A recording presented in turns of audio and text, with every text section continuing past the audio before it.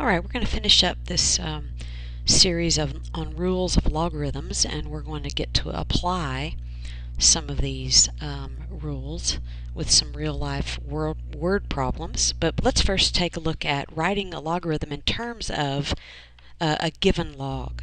So they're telling us to write a logarithm in terms of log 2 and log 3. Now these are, again, because you don't see a base, that is a common log. There's a base 10 understood to be there, so we don't have to write it. So what I'd like to do is I'd like to break the 54 into a product of two things that could easily be broken into twos and threes. So if you think about it, then we could just break this into, right, log of 9 times 6. Well, then I'm going to use my rules of logarithms to do this. I'm going to go log of 9 plus log of 6. Alright, so then let's take a look at what log of 9 can be, how log of 9 can be written. I could write log of 9 as 3 squared, right? And I can write log of 6 as 2 times 3. Okay?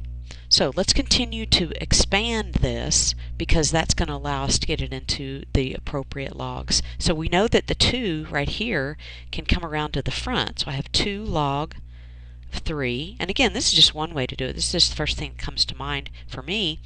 And then I have this expanding into log 2 plus log 3. Alright, and then finally, I'm going to go ahead and realize that I have 2 log 3 and another log 3, so I have 3 log 3 plus log 2, and there's my answer. Alright, write it in terms of log 2 and log 3. I have 3 of these and 1 of these. Alright, let's take a look at log 96. Well, if I look at 96 over here and I just start trying to break it down, okay, into twos or threes, my 3 comes to mind, and it breaks up into that. Well, I know that 32 is just 2 to the 5th, right?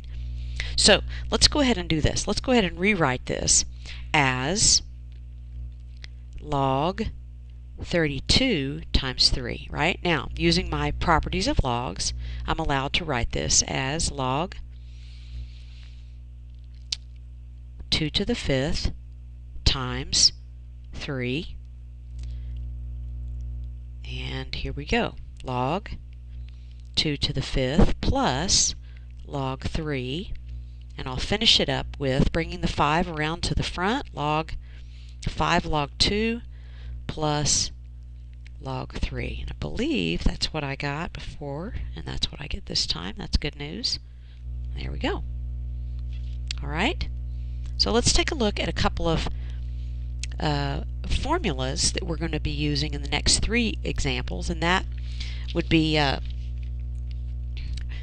allowing us to use these use the rules of logarithms and just properties of logs to solve some problems in the real world. Let's take a look. We have a periodic compounding formula and we have a continuous compounding formula. So this right here is just the interest rate that is being charged. Okay, this n is the number of times it's being compounded. All right, the number of times they're stopping and looking at the balance and giving you money on the balance. And then of course this t right here, oops, this t, come on now, there we go. The t is the amount of time, okay, and that is in years. So if you had, 18 months, you would have to write it as 1.5. Okay, that's for financial situations. That's periodic compounding. Now, when I say the number of times that something is compounded, let me give you an example. If it's compounded quarterly, obviously, quarterly would be 4 times, so the n would be 4. Annually, right? Annually would be, the n would be a 1, and so forth. Okay? For continuous compounding, the R still stands for the rate, the interest rate. The T still stands for the time in years, right? And E is not a variable. E is an irrational number. It's roughly 2.71, roughly, something like that, 2.7. And we'll just call it 2.7-ish. But I don't ever want to use 2.7. I want to use the exact E. You can find it on your, if you have a graphing calculator of some kind or scientific calculator, E is on there. So just remember, E is not a variable. It's an actual number, kind of like a pi. Okay? And P, obviously P on both of these represents the principal that is put in, represents, yes, the principal that we're talking about that's deposited. Okay? So this is what is deposited, or our initial amount, I guess you could say it that way, is our initial amount. Okay, let's take a look at this first one. How long will it take $8,250 to grow to $11,500 at 2.1% compounded quarterly? Okay, 2.1% interest compounded quarterly. So immediately, because I see the word quarterly, then I know I'm going to use the periodic compounding formula. So let's take a look. I have A is equal to P 1r over n to the nt. Alright, so I want to know how long it's going to take. I want to know how long it's going to take. So what does that mean? That means that T is not going to have a value. That means that everything else must be filled in. Here is my final amount. Here's my initial amount. So I have 1 plus my interest rate. Of course, when I take the percent symbol off, I must move the decimal twice. So I get this right here as my rate. And then compounded quarterly, N is 4. Now notice T is going to remain a variable. Now when I have a variable as the exponent, I'm going to have to use logarithms. And if you look at a couple of previous videos, you can see what we're going to be doing. But we're going to be using the power property. And let's take a look. What I want to do is I want to get the base, okay, the base to which I'm raising to some power, right? The power 4t. I want to get this base right here completely clean. Well, where is that base? That's this right here. Okay, so I want to get it cleaned off. So the very first thing I'm going to do is I'm going to divide by 8250. I'm going to divide by 8250. And I get, the left side is 1.3939. The right side is, now that I've crunched this all, 1.00525, and that is all raised to the 4t power. Okay, so now here's what I've done. I've accomplished my goal of getting the base cleaned off so that all I have is the variable exponent. Now I'm going to use this little trick of taking the log of both sides. So I'm going to take the log of this side and I'm going to take the log of this side. Now, why in the world am I going to do that? What that's going to give me is that's going to give me the right to bring the exponent down to the baseline. Okay, that's the property we looked at in the previous video. It's going to give me the right to bring the whole 4t around to the front because that's my property. It's the logarithm of a power. So let's go ahead and find out what these numbers are going to be. So I'm going to, I'm going to go ahead and bring the 4t around, and then I have this. I have log of 1.00525, and you might be asking, well, how in the world do I know to use log and not ln? If I don't see an e on there, I can use log. But if I do see, I could also use ln. I could use natural log, even if I don't see an e. Okay, I can. But if I see an e, I must use natural log.